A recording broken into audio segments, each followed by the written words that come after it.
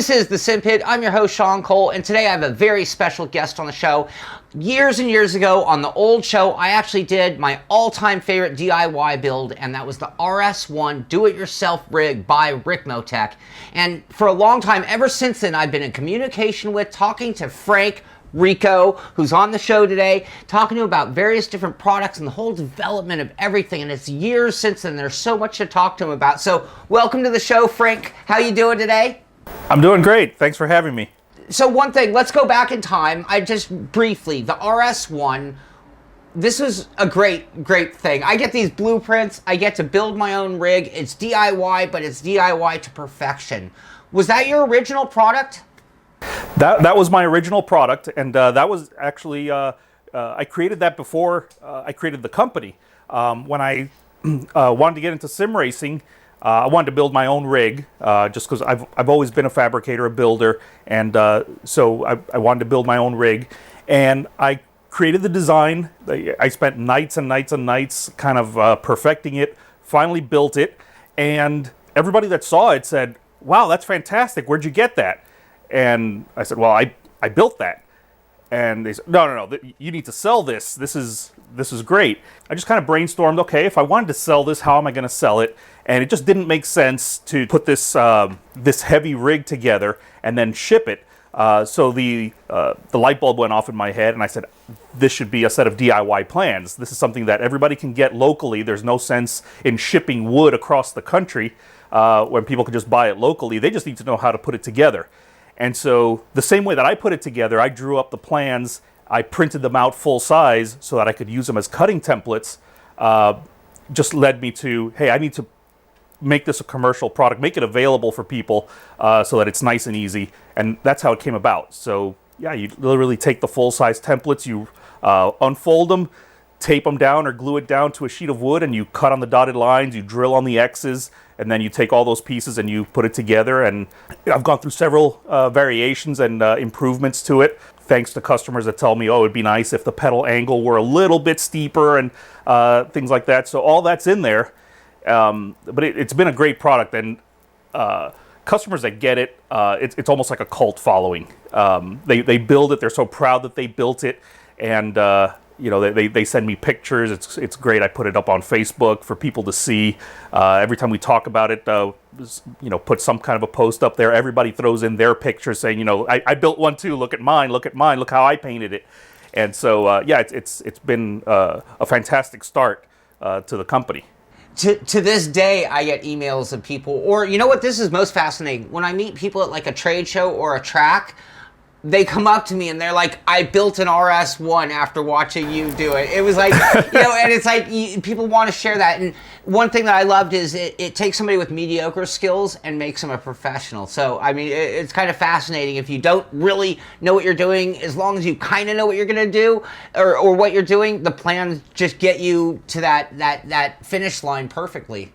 Yeah, absolutely. It's just, yeah, the user doesn't have to worry about where to place the pedals, where to place the steering wheel, how far should they be. I've done all of that. They can certainly tweak it as they're putting it together, but everything puts them in the ballpark. If they're just an average height person, everything will fit right in. And yeah, so over the years we've created a larger size to it. One of the original critiques was that it was perfect for you, but for taller drivers it was an issue. Within a week the drawings were modified, and so now when a customer gets it, it actually has two drawings on there, and they could just cut on whichever line they want, either the smaller one or the larger one, and you know, problem solved. But yeah, there's been a lot of incremental changes. And then I even went to creating a version for the Thrustmaster, because I had requests for that, and you know, customers would ask me, what do I have to modify if I want to mount this? What if I want to mount that? Sure, a slightly different distance, a slightly different cutout shape to make it all clean the way it is. Exactly. And yeah, so it's been great. You know, it's still my favorite product that I offer. And I enjoy talking to people about, you know, they want to make this modification, they want to put it on wheels, and they want to make it out of this material or that material, or they sourced a seat out of a Ferrari and they want to put that on there and make a Ferrari theme. It's fantastic. Yeah, it's fantastic. And I love because it. it's wood, it's so easy to constantly do that. I mean, and it's just open-ended, really. Yeah, no, absolutely. And inexpensive, really, compared to some other options, really.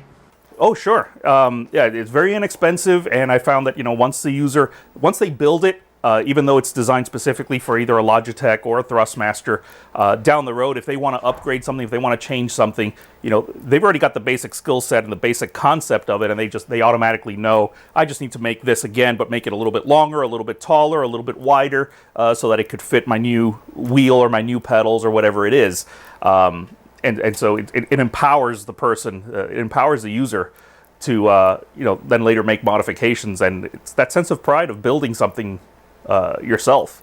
Yeah, and that's half of the DIY thing that I love so much. Now, one thing I talk about all the time, no matter what and no matter how easy that is, whether it's time, whether it's skill, DIY isn't for everybody. Right. I mean, and that's the interesting thing about that project is that it really is that sort of a crossing line between the true DIY, or the guy who just wants to do every detail, and the guy who normally wouldn't. It's sort of like the IKEA of DIYs. Right, absolutely. So, yeah, it appeals to a lot of people. You just have to have basic hand tools, and, if you've, like you said, you've put together an IKEA shelf together before, and you happen to have a saw, that's it. That's what you need. There you go. You're cutting out the pieces yourself, and then you're assembling it like if it was an IKEA shelf unit.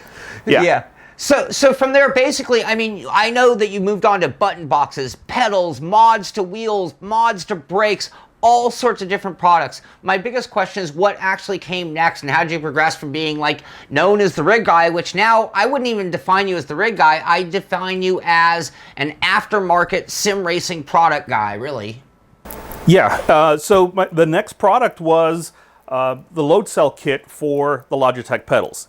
Again, I wanted to put something together that was affordable compared to what was out there on the market, that performed well, that didn't require hacking up the pedals and making them look Frankenstein. So I started to source out different components and trying out different things, and came up with a load cell kit that works. And again, several improvements over the years to it, so that it's now compatible with PS3, PS4. It fits on the G29 as well as the G27 and then the G25. So it progressed to that. Then that led to a similar load cell for the T500 pedals from Thrustmaster. And so I did that. Once I did that, it ended up just adding other little parts. It just kind of made sense. If I'm offering this, it's very easy to just add something else, like an adapter to use your Logitech pedals with a Thrustmaster wheel. Not everybody wants to switch their pedals. They just like them, or they've modified them or whatnot. And so it led to that. And then slowly I've got, like you said, wheel adapters. I eventually went into hydraulic pedals that I kind of engineered the mechanics of it. I don't want to say from the ground up. Well, wait. Actually, I want to come back to pedals specifically in a second. Let's go back to just the whole load cell, because I mean, that's really an important leap right there. When you look at the success of the G27, G25, G27, the Logitech series, the Thrustmaster series, it was the pedals that was really the Achilles heel of the platform. Right. And mainly the brake pedal. So, I mean, this is ultra important and so needed by the sim racing community at that point in time. Sure. And, the load cell does something that can't really be achieved but in any other method. Neither by a stiffer spring or adding some rubber bushing in it. I experimented with all of that to see what would work best. And when it comes down to it, a load cell responds to how hard you're pressing the pedal, not how far the pedal's moving. When you take a pedal that's a potentiometer-based pedal that relies on movement, and you put a rubber bushing in there, or you put something that makes it harder to move the pedal, you're actually counteracting the sensor that's in there. You're preventing it from moving, and it actually relies on movement in order to register braking. So the load cell is the way to do it, and I get guys that have told me they've improved their lap times by 4 or 5 seconds per lap. Other guys that have used other devices have also improved their lap times by switching to the load cell. And so it's a huge improvement. Oh, massive, yeah. And I recommend that when somebody asks me, what single product that you offer will improve my lap times, that's it. It's the load cell. Absolutely. Same for me. If people say, what's the first thing I should do? And they tell me their wheel. It's like, well, just get a load cell for that. and you're better off, Right. money better spent than a lot of different options that could run the price up super high and not get the same gain. Exactly. Yeah. Exactly. So, okay, so those were basically at that point in time, and then kind of came this next phase of Ricmotech that kind of blew me away the most, which is when you came out with these button boxes and your pedals that really kind of changed my definition of Ricmotech, because now I'm looking at a guy who's making race car parts for sim racing. Why was that your design choice? I mean, it obviously drove the price up. You're actually looking at a certain clientele versus, you know, the other media that one could make it from. Why that direction, and how did you go about that choice? Well, when I went, and it was for both the pedals and the button boxes and then several other products, but you know, looking for the greatest amount of immersion possible in sim racing, to me, it's you want to wrap yourself in as much of a real race car as possible. I mean, there's guys that go way over the top and actually take a race car and chop it up and put it in their basement and then turn it into a sim rig. I've done that. Short of doing that, but short of doing that, yeah, when it came to the button box, I wanted to make it with the most authentic materials possible. And everything on the market is based on a plastic box, fake carbon fiber or carbon fiber wrap, things like that. Just from my design background of, you know, kind of the form follows function, even though I hate to use that cliche, I wanted to build something that looks like it came right out of a race car. So I started looking at different race cars, what they employed in them. Of course, there is no standard off-the-shelf button box or, you know, switch panel, save for a couple, but they're really not suitable for sim racing. They're switches. They have an ignition switch that's a definite on and off, and you can't use that in a simulator, in a simulation title. So I had to create the button box from scratch, but I wanted to use the same type of materials, and so. You know, I look for the heavy-duty toggle switches, and even though most of the switches don't toggle on and off, they're momentary, they're out of that same series of switches. So it's just, you know, the next item down in that manufacturer's catalog. So that's how those switches got put in there. I wanted something as heavy-duty as possible. I love the idea of a big brake bias knob, but I didn't want it just to be like a volume knob on a stereo.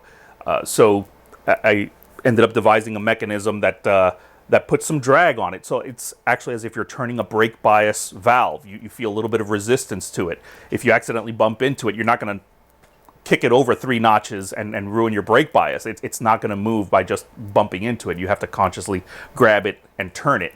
And then I even went as far as, well, real brake bias valves require multiple turns. It's not just, you know, 1/16 of a turn gives you, you know, a certain amount of bias. You often have to kind of crank it over and over, and I wanted that same sensation. So I made the button box programmable so that you can define how much sensitivity is built into that knob. So if you do just want one click to be 1% more brake bias, you can do that, and that's how the box ships. But you can turn it down so that it requires 1 full turn to be 1%. And so, yeah, if you're in a car where you're adjusting the brake bias on track, and, you know, as you approach a turn, you want to dial in a little extra bias, and then as you exit the turn, you want to set it back for the rest of the track, you can do it, and you don't have to worry about, well, was that 1 click or 2 clicks? It's, hey, it's half a turn or 1 full turn, and just makes it easy to do. Well, and what's so awesome about that is you mentioned the guys who like building the cockpit so realistic it's a Ferrari. It allows them to give it the same ratio that they have in the car they want, regardless of how, you know, modern or old or how tightly, you know, their type of components that they use. It also allows the sim racers to do whatever wacky configurations they want, which, you know, we're kind of a nutty group, and, you know, we might want wild things there, you know. Sure. Yeah. So I made it so that it has all the flexibility. We have the new versions of them now. So the one that you have is discontinued now. But the one that you have has designated pockets for labels on it. And one of the comments that I heard was, well, they might want to have different labeling, or more labels because the switch does one thing for when you flip it up versus when you flip it down. And so I got rid of the label pockets, even though I'm still providing the labels, so that now you can place the labels anywhere you want. You can place multiple labels, or if you want to make your own, you're not limited to that label pocket that's there. Gotcha. And then a couple of other things made the footprint a little bit smaller for tighter cockpits. Not everybody has that much room. So when you're running 24-inch monitors and they're right up close in your face, space is at a premium. Sure. So we've done that, but still keeping the same high-end materials. So it's still 10 amp toggle switches and 10 amp push buttons in there. So they're going to have that heavy feel. It's not they're not switches that you get off the shelf at Radio Shack. Okay, well, and that's one of the reasons why I love it. I mean, it feels like the kind of thing you do feel in a real car. And for me as a sim racer, a lot of it comes down to immersion, and immersion is better sold on my brain through realism, and that's important. Yep, and that's exactly what I was going after.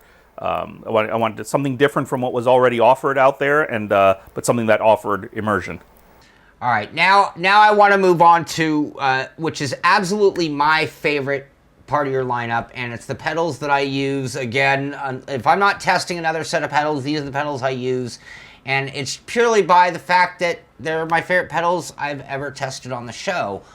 So you took a different approach. You bought off-the-shelf brake sets and converted them to sim racing.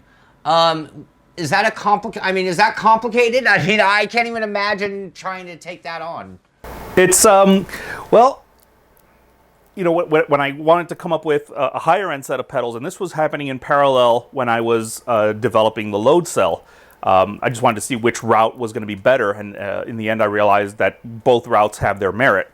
But I decided that, first of all, why build something? Why build a set of pedals that are basically fake, nothing that's ever been in a real race car, when pedals exist? And so why can't we put the real thing, and again the immersion factor, have the real thing put in the simulator, so that you're driving on the pedals that you could literally unbolt them from your simulator, carry them over to your race car, bolt them in, and they'll pass tech.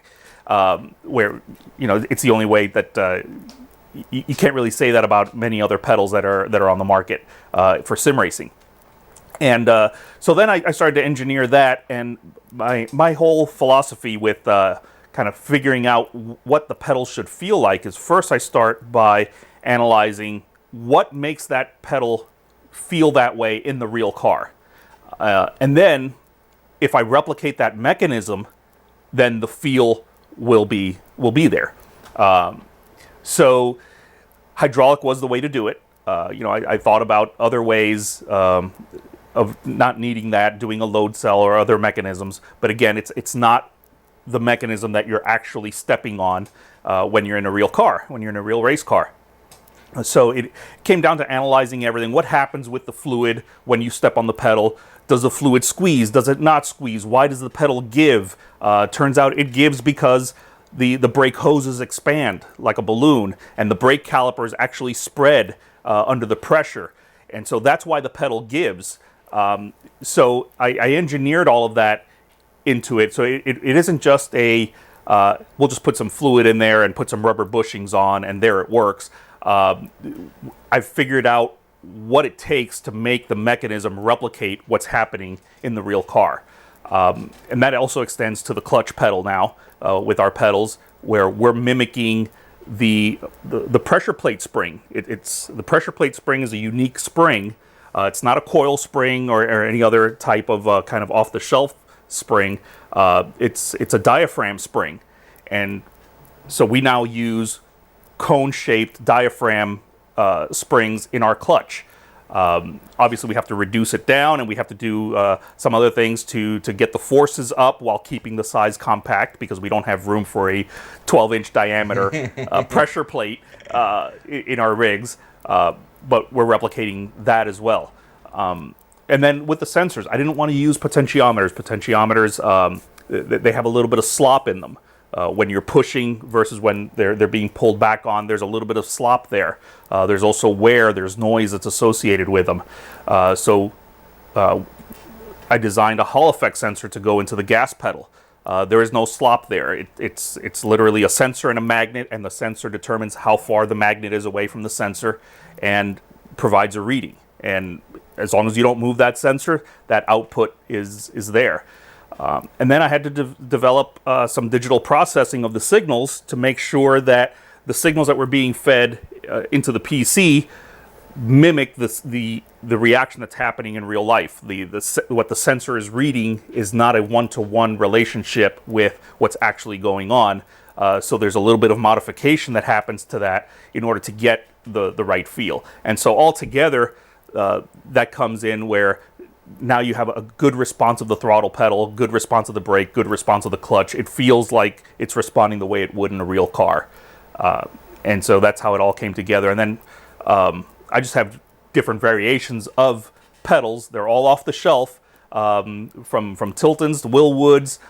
So you can choose the pedals that you like. If you have a real race car, there's certainly going to be a set of pedals that mimics or maybe is exactly what you have in that car. And again, just adding to the immersion. Oh, completely. And again, getting back to that ultra realism, fooling the brain, that's the first step, literally on the pedals, the first step to get to tricking the brain and making you feel that way. And I have to admit, when I got my set from you, which there's no way anyone will ever take them from me, I was just blown away. I'm like, these are real pedals. I mean, it's like everything about it feels like a real set. Like if I got into a late model race car, this is what my pedals would feel like. Yeah, and you blew me away when you told me, I have just set my fastest lap time ever using your pedals. Yeah. And to me, that was just, wow. Just boom. Sean Cole, that's just, the proof is in the pudding. Sean Cole just set his fastest lap ever. To me, that just, it was huge. It was huge. And 99% of the products that I test, there's a learning curve. Every adjustment, every change, it's like, yeah, you have to get used to it, find the fine line, whereas those just like right to everything I knew about what I expect a pedal set to do. I mean, again, no endorsement paid. This is just the way it was. It was just, again, Yeah. No, I'm glad you're enjoying them, and it makes me incredibly proud that you have them, that they perform that well for you, and then they perform that well for everybody that has purchased them. Yeah. So it's amazing. It blows me away. But you certainly blew me away because you have tested quite a number of pedals out there, and a lot of great sets too. Not to take anything away, but I mean, again. Yeah. So it definitely means a lot, and I'm very proud of the pedals that I build, and we build them here by hand. Just a few of us that put them together. We test them all. We have a set on the rig that's behind me here. It's one of the first ones we built. We beat the tar out of them just to see if something's going to go wrong. I want to know what it's going to be. And yeah, they're still on there. Every customer that comes in beats on those pedals. Well, I mean, to me, it blows me away. I mean, you've gone from a DIY rig, which actually we haven't even talked. I mean, you still do the RS1 as you mentioned, but you have a couple other rigs that you've moved on to. I mean, for those who don't necessarily want the carpentry involved. Right. So yeah, the RS1 was the first rig, and then by request, I started to build them for some customers. So the ones that weren't savvy, but they liked the design of it, I put some together. My cameraman here that's helping me out today, I built one for him. So I'll send you some pictures. Maybe you can include them in the video. I ended up getting away from building it because I actually noticed one customer mentioned to me that, hey, I have your rig. You built it for me. I love it. I saw your new pedals. I want to put your new pedals in this rig. Will they fit? And the sad answer was no. They don't fit. That rig was built for Logitech pedals, inverted. You can't just take that out and make room for these hydraulic pedals. They just take up more space. They have more travel. So some modifications need to be done. And then it occurred to me right then that I'm not doing the customer service by building it for them. When a customer builds their own RS1, they know how to modify it. And I've had tons of people that have bought my pedals or bought other things, and they know what they have to do to now get that new equipment in there. But for customers that didn't build it themselves, they don't know what they have to do. They don't necessarily have the skills. There's a reason why they had me build it for them. And I decided I can't do that anymore. I'm not doing the community a service by building this for them. So I designed my APX series of rigs, which is now 4 different rigs. They're all based on the same platform, so you can literally upgrade from the least expensive one to this monster that's behind me here by just adding more components to it. But yeah, it's based on 80/20 profile. So it has all the adjustability in all the right places without being a big chunk of metal sticks that are bolted together. And it's worked great. You can now bolt just about anything to it. It's aluminum. The panels are solid plastic. We use industrial plastic, so no more wood. Wood is great for the do-it-yourselfer, but when I wanted to offer something that we're putting together, I wanted something a little bit that goes beyond. So, and one thing I'm very proud of is what I call the wife acceptance factor. They have a high wife acceptance factor. It's surprising how many customers tell me, my wife is okay with putting this in the house, not so much with some of the others. And that is important. I've talked about that throughout the years, how sometimes sim racing can be the wife or the girlfriend killer. Yeah. And so, I'm trying to tread lightly in that department. I don't want to break up any relationships. Awesome. So, I mean, it's fascinating to me. I mean, you've gone from a DIY rig to an entire lineup of super high end. I mean, and they do come at a cost, obviously. One reason I love having people like you on the show is you are Ricmotech. I mean, Frank Rico is Ricmotech. You can go to the Ricmotech website. You're going to find his phone number, his email address, every way to contact him directly. And if you have questions about any of these products, you're going to be able to get real answers. I mean, I think like, and again, bringing you on the show, I can't bring Mr. Logitech on the show. I'm pretty sure there isn't such a person. I can't even bring Mr. Thrustmaster on the show. He's not such a person. I mean, so bringing you on, and you really are a hands-on guy designing, real products for us. And I'm grateful. I guess one more question before I let you go. Sorry, I had my own little rant there for you. I know you also do a lot of modded products. So, I mean, I'm always looking for the DIY, do it yourself. But when we talk about load cells, when we talk about even I see your paddle shifters there, you are doing a lot of mods and making those available as done products for people. Yes. So yeah, I consider that to be a very, very critical point. And, it's hard to kind of draw the line where it's safe to do a DIY product and knowing that the customer is going to be able to open up their wheel or their pedals or their shifter and do some modification. And I definitely don't want to get people into trouble and sell them something that requires that they cut and grind and things like that. But I have wheel adapters for Logitech, for Thrustmaster as well, larger paddles. So if you're fitting on a larger wheel, the paddles are adjustable. Again, I looked at what the offering was currently to the community, and I realized that a lot of them offer a small size and a large size. Well, mine's a 2-piece paddle that gives you both, because it's very hard to know when you're ordering online. I mean, everybody knows if you order shoes online, when you get them, they're probably not the right size. You have to send them back and get something else. So, how would you know if the paddles are the right size for the wheel that you have? So I made those adjustable. But yeah, I have quite a few DIY kind of modification products for different things, and I'm always working on coming up with more. So things to improve the shifter feel I'm working on right now. Brackets to mount my button boxes onto wheels, just because a lot of rigs just don't have a place for a button box. So I'm working on a few of those. Great idea. So I've got a few products in the works.